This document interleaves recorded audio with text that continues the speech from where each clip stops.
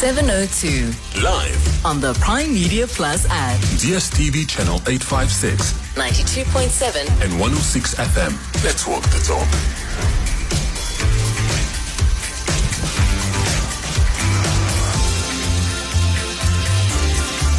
The Clement Manyathela Show coming to you live from Ekurhuleni Tourism Stakeholder Engagement Sessions at the Alberton Civic Centre, 9 after 9. Thanks very much for joining us. Welcome.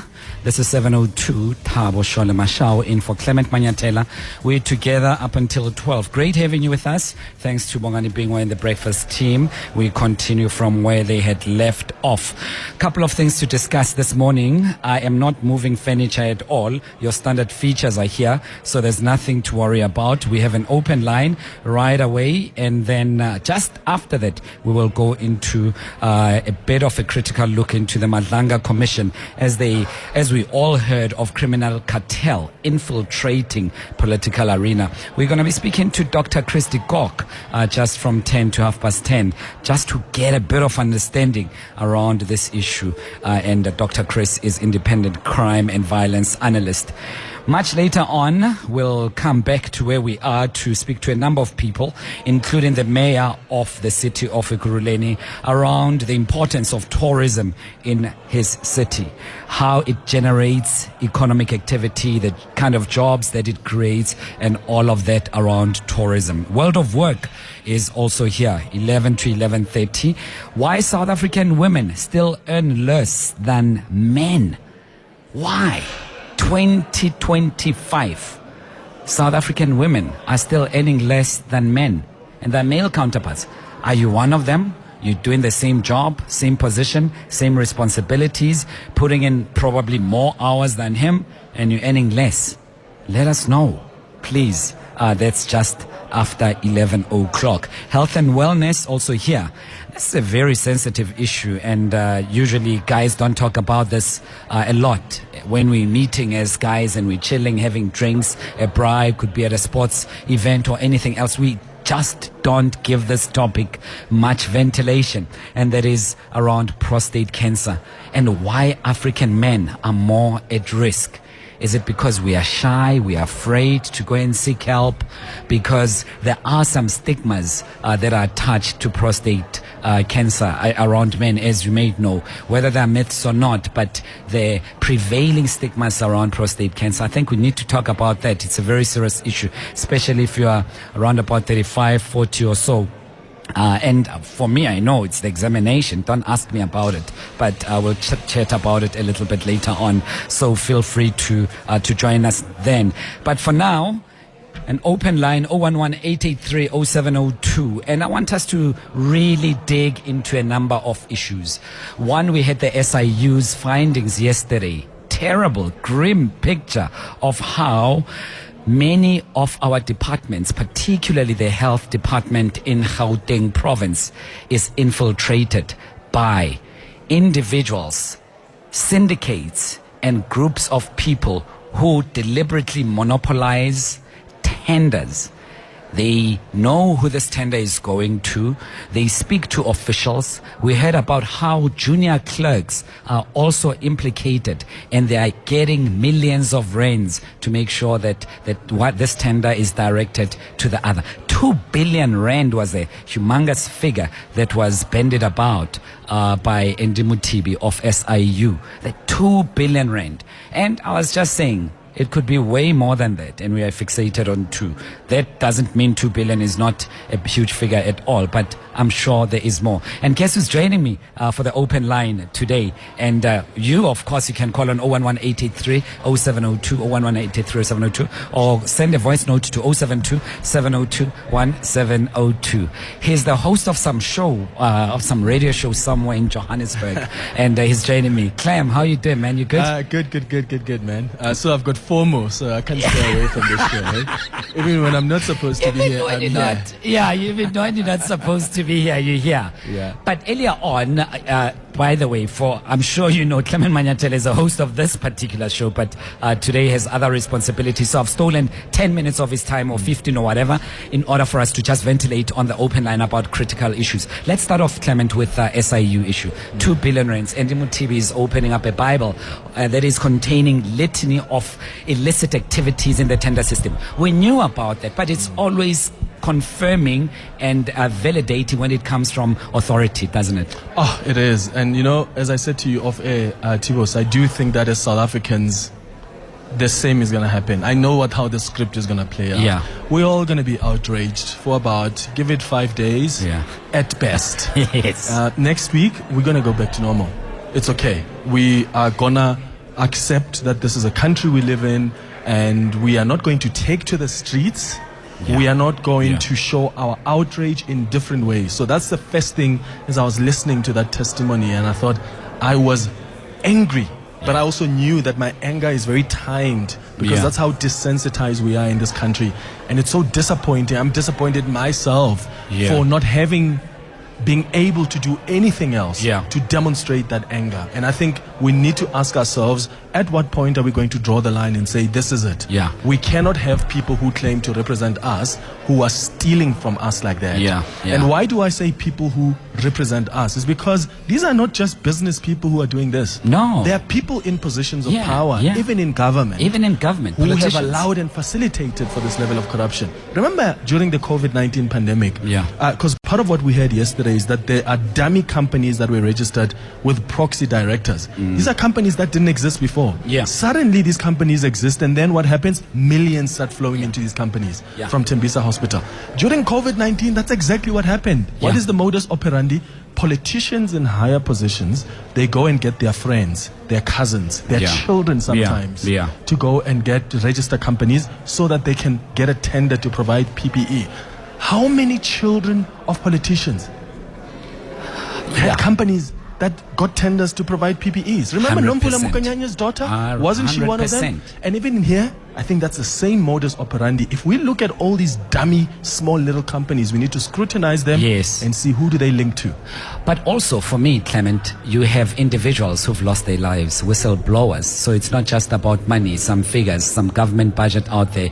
Babita Deokaran blew the whistle on this. She paid the capital price for raising exactly what you're talking about. What are we doing about it? She was doing something about it. She paid with her life.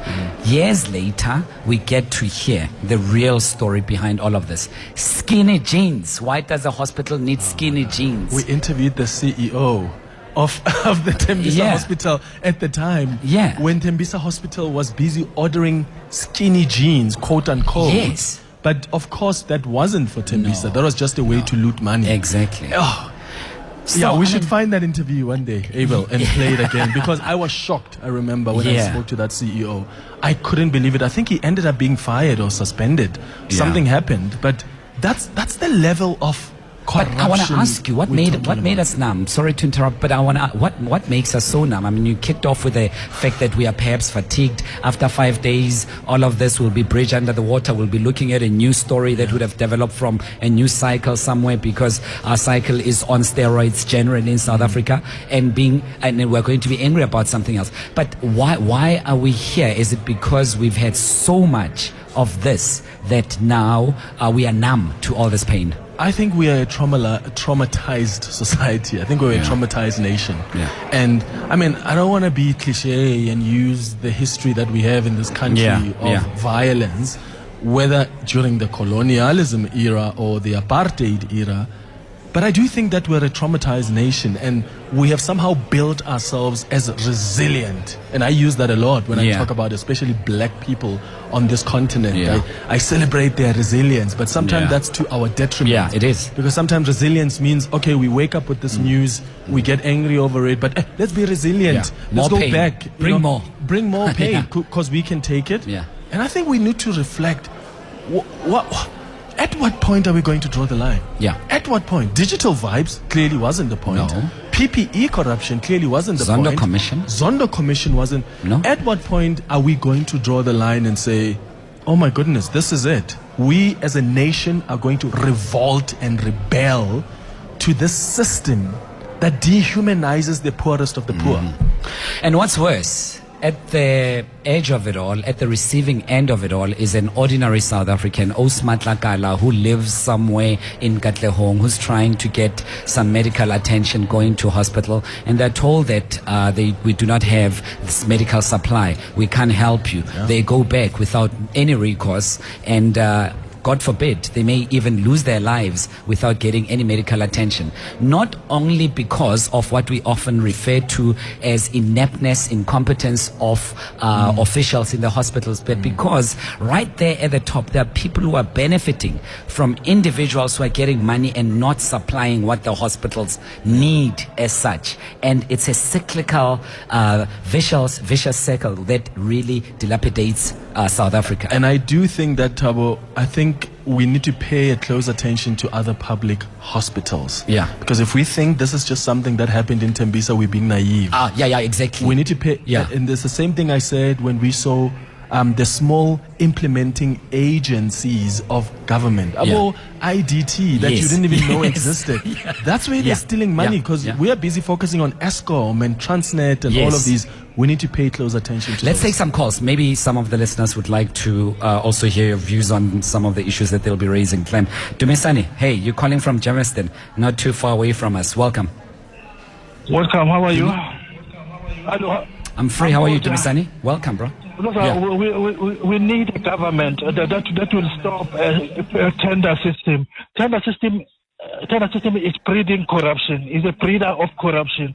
So we need a government that will stop outsourcing the government or the state responsibility to the private sector, because we are where we are now because of tender system. Let's stop tender system. Before you go, we replace it with what? We replace the tender. Let's encourage the government department, the state institution to be self-reliant or to be self-sufficient. So they should not rely on the private sectors. But we're going to take time to get there, to capacitate internal systems of the state to provide. That will be decades. And then we must enjoy corruption. We must enjoy corruption. Clement, we can't enjoy corruption. We really can't. Look, as I say, I do think that the answer lies with us. We've allowed it. There are politicians who are currently holding press briefings. Who probably benefited. You understand that? There are companies. They're looking at us in the face and saying, we want justice. Definitely. There are companies that are submitting invoices today on a Tuesday. And they will get money as they submit those invoices. They will be paid today on the 30th of September. They benefited from the Tembisa Hospital. Thanks to me. Thanks for that. Joshua, hey, you're calling us from Wynberg. Welcome. Yep, look, the corruption is cut across. IDT was not, I heard Clement mentioning IDT, which he said he didn't even know about it. IDT was in the part of the Department of Water Affairs. For Water Affairs and Forestry, they moved to Environmental Affairs. And, corruption just goes on. It's just that we allow it to go. The structures have been destroyed. You find the junior officials that are not even on the managerial level being used on the bid committee to sit on the bidding tender committee where they sign, and even the invoices. Those ones who are supposed to sign the invoices or from the stores where they maybe procure medicine and stuff, they are no longer those people that are there, store managers. It's just only the people that now given powers to junior levels that they just sign, even not knowing what they are signing for. Some are getting even the kickbacks or whatever, but it's just really very bad. And Thanks, it's going Josh. on, Thanks, even Josh. now as we speak. So there is a way of how to get this done. You look at the structures where there are supposed to be a project manager. You find that there's one project manager sitting in the office, or you find that there is a store manager who's not in the store in any way, not ordering the stuff, not monitoring whether the deliveries or the consignment that he's supposed to sign for. He doesn't sign. He's not even knowing what is there. Send the junior staffer. Josh, thanks, man. Really appreciate it. Clement, I see you wanted to... That is true. I agree. By the way, what I was trying to say to Josh there is that there are a lot of people who didn't know about the IDT. Yeah. Right? We are privileged to work in a space where we sometimes speak to these people. People didn't know even about the SITAs. SITA. I did a feature on the show where we spoke to CEO of SITAs every single week. And some people are like, I didn't even know about that. I didn't know we have 21 seaters. Is it 21? Yeah, over 21 seaters. There's a lot, The implementing agency of the government pensions funds. People didn't know about that, where monies are being spent on things that don't even exist. So that's a reality. And I'm not saying we blame South Africans for not knowing that. There are many other SOEs I don't even know about because there's hundreds of them. I'm just saying that we now have a glimpse into what these greedy, selfish politicians are helping themselves to, and we need to pay close attention to that. I think at the bottom of that is political willingness, Clement, and are politicians willing to do something about it? Because right now we are just getting a beautiful movie scene where people are saying the right things at the right time. We are tired of this. We are going to be taking action. We will be following them, tracing the money, and there will be some payback, and nothing ever happens. But the critical thing is, who is benefiting as a politician right at the top? And who are they benefiting with? I think if we can crack that, then we would be starting on a journey. And who is at the top of the big five? This cartel. Oh my gosh. Who is the big boss? Oh my gosh. The big five that was referred by General Dumisani yesterday. If the guys who are 3 levels down from the big boss have access to police ministers, can you imagine who's the big boss? Classified. Can you imagine the big boss? Who is the big boss close to? Who is so influential? There's only one name that comes to mind. I won't say it. There's only because there's only one name. 3 levels down, you've got access to a police minister. Who's okaying it? At the top, the big boss. Who does the big boss have access to? Who does the buck stop with? 011-883-0702, 072-702-1702. We'd love to hear from you. Thabo, you've been holding. You're also in Tembisa. I hope you haven't used Tembisa Hospital of late, have you, Thabo? Hi, welcome. Hi, how are you? I'm free, Thabo. How are you? Yeah, I'm good. Thabo, I can hear you. Yes. Yeah, I said, the sad part. We personally know these people as we stay in Tembisa. I personally know them, but we don't know where to report them because we are afraid of, we know because of what they are capable of. You go to the police station the same night, you're going to get a visit. And these people, some companies were registered overnight. Before you know it, you can imagine from Jetta 2, you were struggling to put petrol on it.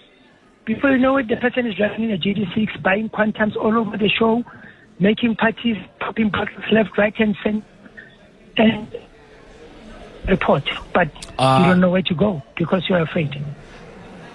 Thabo, I think what you're raising is extremely important. Extremely important. You raise a flag and then the heat comes to you.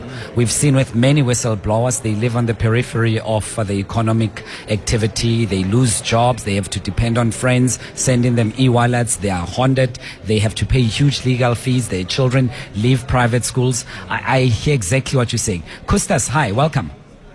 Thabo, good morning to you and of course to Clement. I ask myself, Thabo, as to why is the NPA by now have not put in charges against Maumela?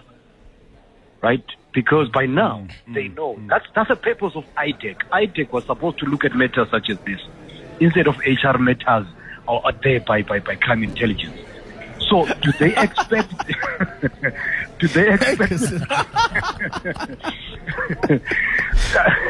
So did they expect the commission to finish this job before they still charge Maumela, for instance? Do they wait for the commission before they start to charging a lot of these guys who are sitting in high echelons? The Hawks boss by now should have been suspended out of the out of the commission from yesterday. They don't have to wait. So I'm suggesting to you, that I'm very frustrated. I understand Clement's frustration, but for me, we need to pay a visit to NPA to do his job. They failed during state capture. Now they are failing again, and it's going to drag for years. It's high time we pay a visit, a protest to hand over demands, and later a protest to the union building. Because I still believe that this president is the worst in this country. The mere fact that he's sitting comfortably in that chair amazes me. And I think at some point we need to pull the plug and say, guys, let's organize ourselves. Let's pay him a visit. He must step down from there. Because right now, everything is so worse under him. With each month, there is a new revelation of corruption. How much more will be enough, like Clement said? I just want to leave it there. Thanks for taking my call. Sure. Akustas, thank you for your call. Look, I mean, we've been frustrated by the NPA for the longest time. But I do think that we also need to be careful, Tibos, because when the NPA acts quickly and then charges get dropped, we still then complain. Yeah. So I'm hoping that what the NPA is doing now, even IDEC, is try and solidify their cases so that they go after these people. But then also, if history is anything to go by in as far as the State Capture Commission recommendations are concerned, I'm not holding my breath. We shouldn't at all. I'm not, which is quite sad. But when are we drawing the line, guys? When are we going to draw the line and say this enough is enough? As citizens, as South Africans, it's exactly 9:30. The Clement Manyathela Show on 702. Live from the Ekurhuleni Tourism Stakeholder Engagement Sessions at the Alberton Civic Centre. And back with you again. Feel free to send those voice notes to 072-702-1702. I've been neglecting them, so let me go straight to those voice notes, Abel. Morning, Tibos. This is not corruption. This is not stealing. This is betrayal. And remember the 2 billion VBS? Smoke at Bushla Park. Thank you. Morning, Thabo. Thabo, it's a sad one for us as South Africans. 200 billion rands gone, and we have a mastermind businessman as the president. How is all of this happening? We are not led in this country. You have politicians like Gayton coming here saying the coalition is 100%, everything is safe. How are you talking like this? There's 200 billion rands gone to certain individuals. Again, where is the president? There is no leadership in this country. Nothing at all. Thank you, ANC voters. Thank you. Good morning, Thabo. Thabo speaking here. You know, someone said the tender system is a glorified money laundering. And Tembisa Hospital is the example of the tender system. People are being killed, corruption, left, right, and center using this tender system. I don't know why can't we just stop this tender system? Why the government can't just stop this tender system and hire people? This is scary, Thabo. I mean, they are using this tender system to loot. They are looting as if there's no tomorrow. Hi, Thabo. Thank you very much, man. Have a nice one. Sharp. Good morning, Clement. This is Kevin speaking. I think from what you are saying that today some companies will be paid some money. They must stop all the payments to any companies related to Tembisa Hospital. Let's see who's going to cry loud. Then that is the way to start seeing who is involved in all these corruption cases. They must stop from today, suspend everything, put everything on hold. That concerns Tembisa Hospital, and see who's going to cry loud, who's going to make the loudest noise ever. Then we start from there again. We continue from there to eliminate the corrupt officials, corrupt members of society and all that. The entrepreneurs who are rotten. Thank you. Thanks very much. And again, I've pulled in Clement to have a chat with us, just to shoot the breeze on this, that, and the other. Before we say goodbye, Clem, your thoughts on the voice notes that have come through? I don't know. I'm just so frustrated this morning, Thabo. I'm an angry South African, but I'm also frustrated at myself because this is what we all do. We get angry, just like when we see brutality, and there's a woman who sadly is raped and killed. What do? We come, shout on the radio. Next week, I bet you I'm going to have a very calm, open line. And that is an indictment on me. It's an indictment on you listening to us right now, because we have become so desensitized. And I don't know what it is that we can do to show the president, to show this GNU, because it's the GNU now, that we are fed up. We are fed up with this. VBS happened. Where's Zweli Mkhize now? We saw exactly how his family was able to be linked by the SIU Upi, Zweli is busy holding people accountable in Parliament. Yeah? Sharing the comments. Digital vibes. What happened to VBS? Sure, you've got a CFO who was arrested, stayed in jail for about 3 years. There's a mastermind who's going to stay because he signed a deal with the NPA. He's not going to be there for too long. There are politicians who benefited. Where are they? Yeah. And now we're talking about Tembisa Hospital, and I bet you we're going to be all okay in 2 weeks. And I think it's fair to mention that Tembisa Hospital is a microcosm of a larger picture in South Africa. Same thing could be happening in Mpumalanga. Same thing could be happening here. Same thing could be happening in Free State, in Batu, everywhere else. So it's just a microcosm of. So they're laughing at us. The criminals are laughing at us when we are bending around this 2 billion rand number. They're thinking it's way more than that. But Clement, thanks for your time, man. Thank you. Really very much. appreciate Thank you for you. allowing me to hijack the show.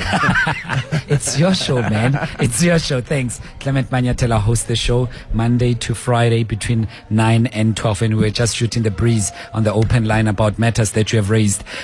We will come back to you. I see your calls there. Mapisa, Thabo, and Ash. I will attend to your calls. It's 20 minutes to 10. The Clement Manyathela Show on 702. Live from the Ekurhuleni Tourism Stakeholder Engagement Sessions at the Alberton Civic Centre. And that's where we are. And now we are joined by Mr. Phakamile Mpengashe, who's HOD of Communications, Marketing and Tourism in the city of Ekurhuleni. Mr. Mpengashe, thanks for your time. Welcome to 702. I hope you're good. Good morning to 702 Len, and good morning to your listeners. We take tourism for granted, and often we do not give it the attention that it deserves. It seems to be one of those topics on the periphery of main issues, but it's central to the economy, especially in a city such as Ekurhuleni. Tell us a little bit about that, especially your job, attracting people, tourists to the city of Ekurhuleni. What does it do for the local economy? Yeah, most definitely, you're spot on. I think beyond growing the local economy, there's an element of wellness.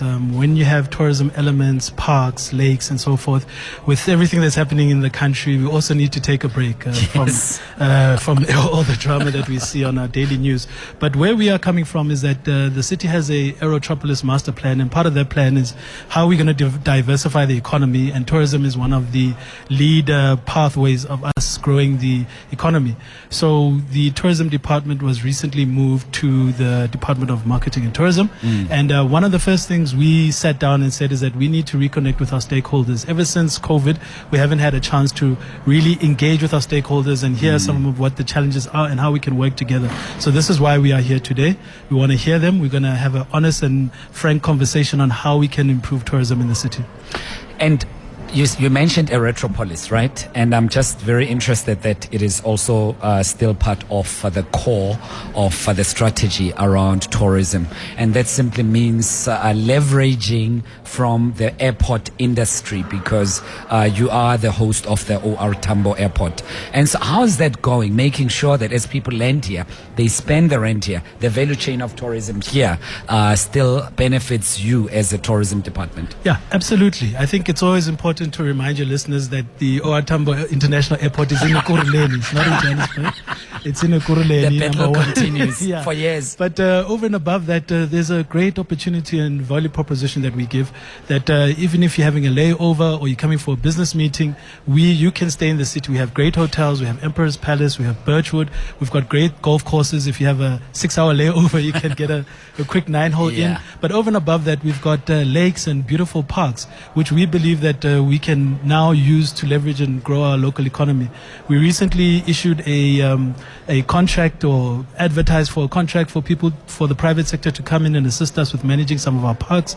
Example, Germiston Lake. We want to see that revamped. We want to have restaurants. We want to have kids facilities and having people play. But like I said, over and above the economic benefits, there is a wellness benefit, and we want people to come to Ekurhuleni not just for the airport, but to spend their rands and cents and enjoy themselves here. Before I say goodbye to you, I think this is very important. Your message to the people of Ekurhuleni in being hospitable, welcoming tourists, tourists and being deliberate about it. Also, small things like making sure that we pick up litter and we make sure that those who are coming to visit us feel the warmth, because out of everything else that you've mentioned, people remember experiences the more. Most definitely. I think it's also important to state that we are the gateway for the G20. Yeah. So most people are going to be landing here.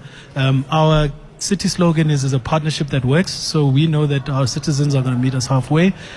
We have some of our HODs, the service delivery HODs here. They're going to account on some of the challenges that our hotels and some of our tourist operators are experiencing. But we're going to make it a success. I think if Ekurhuleni is the landing spot, let's make sure that they remember South Africa as a clean and safe city. Thank you so much, good sir. Really appreciate it. We will continue having these discussions. This is Mr. Phakamile Mbengashe, HOD Communications, Marketing and Tourism in the city of Ekurhuleni. 13 minutes to 10. 7:02. Let's walk the talk on 92.7 and 106 FM. I'm back with you and your calls on 011-883-0702. The open line continues. We're just looking at the very staggering information that was laid to us as South Africans by the SIU yesterday about the 2 billion rand that has been wasted and that went to the hands of people who illicitly solicited tenders. 011-883-0702. I'd love to hear from you. Let's take it in that right order. I know many of you have been holding for some time. I will start with you, Maphodisa, Thabo, Ash, William, and Evan in that order because that's how you came through. Mapisa, hi, welcome. You are in Melrose. Yes, Thabo, my contribution quickly. This is another evidence that points out to how African leaders continue to fail its people. But we must ask ourselves, I mean, we cannot feel like victims. We are complicit in this. You know, specifically Tembisa. How long have they been voting the existing party? And the physical condition of that hospital is dilapidating. So we shouldn't be surprised. I mean, in Mpumalanga, I know cases of an old lady that has gone blind because the Rob Ferreira Hospital did not have medication that cost less than 500 to be helped. We shouldn't be surprised. We need to look at ourselves. But I mean, maybe this is another case to say, as Africans and African leaders, I mean, are we really committed to uplift our own and everybody? And number two, I mean, even the workshop that is being held very quickly. I mean, who would want to visit Jameson Lake in its current condition? Jameson CBD is completely deteriorated. So that talk shop is another waste of money. It's being wasted right there. People are not collecting. So if you investigate the catering, it's just a waste of money. Yeah. I mean, so yeah, that's my contribution. Thank you, Thabo. No, Mapisa. No, I really appreciate you, especially mentioning that. Unfortunately, it perpetuates the misperception that African leaders are incapable, whether we like it or not. It perpetuates that misperception. And it's embarrassing for me to say it, believe me. It's not something that comes comfortably and I don't want to repeat it. But when this incompetence persists, when those rumors and those misperceptions are thrown around, it's very difficult to challenge them. You are making it very difficult for us to challenge them. 011-883-0702. My namesake in Montana, Thabo. Hi, Thabo. Hello, how are you? I'm free, Thabo. How are you? Fine. For me, the key problem is the staffing of the accounting function. If the accounting function was headed by a chartered accountant, because with this training and professional obligations, and the chartered accountant will also have an internal audit department in the hospital, and then the CA will ensure that there are internal controls to pick up irregularities in the accounting function, and he will monitor the procurement system on a monthly basis, and he will be able, CA will be able to pick up deviations from the financial policies. Like, for example, apparently there was this loophole that this 500,000 threshold was used repeatedly. And this 500,000 threshold is for emergency purposes. It cannot be used frequently. So that's why I'm saying, for example, a CA monitoring the system will be able to pick it up. But where is the key problem? Yeah, the key problem. The key problem is the government is not making requirements for these key positions in terms of people who are actually able and competent and professionally Thabo, qualified. we have to go. We have to go, Thabo. Thanks very much. I think the point is well received, and I'm not dismissing any of it, but I want just to add quickly that doesn't mean that CAs are also not prone to corruption. That's just what I want to say. I don't want to create and bring up other examples that we've had from auditing firms in the past and mention their names again. But all I'm saying is that they're not prone to also being bulletproof to corruption, as it were. 011-883-0702. Ash, you are in Pretoria. Hey, Ash. Yes, how are you? Thank you for allowing me to speak. Yeah, the previous caller, I think she's a bit mistaken, because the biggest criminals that we've come across are the CAs in most of the corruption cases.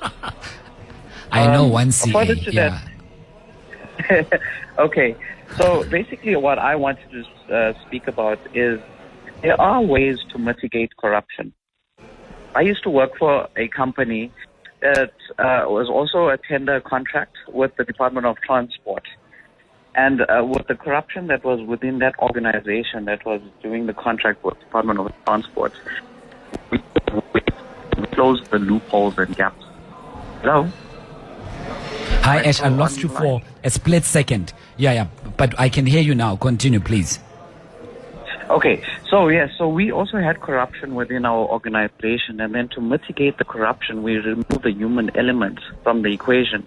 So we developed a system that gave very minimal control to the people using the system. So it was a matter of understanding the entire document in the bid process for tenders.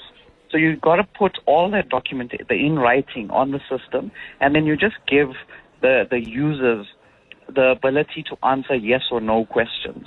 And if it's a no, it raises an exception and then goes to a different department who handles the exception.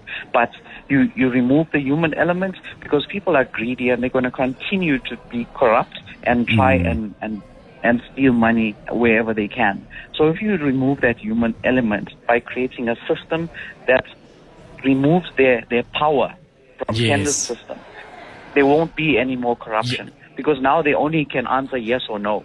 And if it's a no, it goes to a different department. Completely automated. I tried to propose this to the city of Swane. I tried to propose it to the presidency. It just goes on deaf ears because people in government still want to do corruption. And this system is foolproof. Tested, run, and we had never had another sign of corruption with that system. Well, I'm going to ask you to do something that sounds somehow cliched. Please persist. Knock on doors. And I'm sure you've done that maybe for 4 years or more. Don't necessarily give up. Next year we have elections. It could be that those who are new in power may be interested in your system. So I don't want you to give up on your idea, Ash. Thanks very much for that. William, you are in Edenvale. Hi, William. Morning, Thabo. Thanks for taking my call. Thanks for calling. Tembisa Hospital and the 2 billion that's gone missing. I'm questioning and looking at the Auditor General and the audit teams that might have carried out audits on the hospital, because if they were worth their salt, they would have picked up problems in their audit. And some of those members in those audit teams may be complicit in what has gone on at Tembisa Hospital. So, No, I just wanted to expand a little bit so that I get the gist of it properly. Because, William, one of the things that we have done was to be able to repeat ourselves very competently. And as we said before, that this is just a microcosm of the bigger picture. And internal systems at times are collapsed by individuals deliberately. It's not that there aren't systems in place. You may have formidable systems, but individuals go against those systems for purposes that we've already established. I agree with you totally, Thabo. I, as a finance person, would love to look at the audit files that might have been created for those audits. Sure. Very interesting. Very interesting. Thanks, William. All the best. And let's go to Evan in Pretoria. Evan, hi. Hi, good morning. How are you? Are you well? I'm sure you are. I'm trying, Evan. I just want to... Yeah. Can you hear me? Can you hear me? Okay. Yes, go ahead. I just wanted to tell you how much money 2 billion rand is. You know, we throw 2 billion rand around like it's just 2, okay? Yeah. 2 billion rand is 2,000 million rand. Okay? Yes. If you drill it down, you can give 20 million people 100 rand each with 2 billion rand. I mean, this is obscene. That's some perspective there, yeah. You could have given 20 million people 100 rand off on the tax they pay with the money that has been stolen out of Tembisa Hospital. Or you could have given a grant to 20 million people of 100 rand each. Yeah. I mean, this is obscene. People don't understand how much money we're talking about. And this is the tip of the iceberg. There are economists out there who say that the ANC has stolen 1 trillion rand in the last 25, 26 years. I mean, that is obscene. I'm sure that's enough money to make everybody in South Africa a multimillionaire. Well, my maths is not that good, but it would be difficult to make 60 million 20 million people can get 100 rand each. From 2 billion. No. I think the gist of it is not lost. I think the sense of it is not lost, and I'm not making light of a very important issue here, Evan. And it gives us some perspective there that even if it's 2 billion, it is huge. But because we are so used to hearing these numbers being flagged around, being thrown into the public sphere, somehow we've become numb to understanding that this is impactful money. It could have built houses. It could have built some roads. Schools could have been erected with that money. We could have had so much done.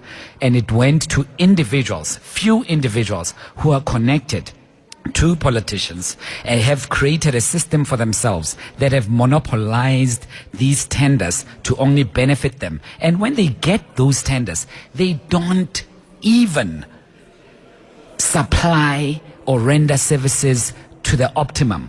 They still munch a lot of it and give the government as little as possible. And they won't be held to account because they are paying the masters who have given them these tenders. So that's a vicious cycle that we're talking about. Thanks for that. It's exactly 10 o'clock.